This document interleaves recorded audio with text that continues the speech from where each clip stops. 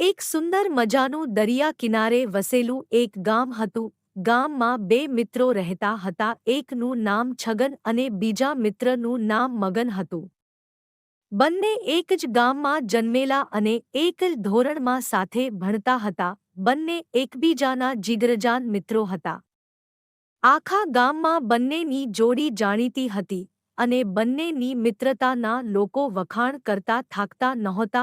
નાનપણથી બંનેને દરિયા સાથે દોસ્તી હતી. અવારનવાર તેઓ હોડી લઈને દરિયામાં ફરવા નીકળી પડતા હતા. એક દિવસની વાત છે. બંને એ સાથે ફરવા જવાનું નક્કી કર્યું. વહેલી સવારથી જ તેઓ હોડી લઈને નીકળી પડ્યા. બંને વાતો એવા વળગ્યા કે તેઓ દરિયામાં ખૂબ દૂર સુધી ચાલ્યા ગયા. હવે તેમને ના તો દિશાનું કોઈ ભાન રહ્યું કે ના તો સમયનું કોઈ ભાન રહ્યું. બંને દરિયામાં ભૂલા પડ્યા. અચાનક એવું બન્યું કે સમુદ્રમાં મોટું તોફાન આવ્યું. મોટા મોટા મોજા ઉહળવા લાગ્યા. બંને પરમેશ્વરને પ્રાર્થના કરવાનું શરૂ કરી દીધું હતું. આમ તો બંને અનુભવી હતા, પણ તોફાન જ એટલું મોટું હતું કે હોડીના તો ચૂરે ચૂરા થઈ ગયા. બંને તરતા તરતા દરિયાની વચ્ચે એક ટાપુ હતો, ત્યાં પહોંચી ગયા.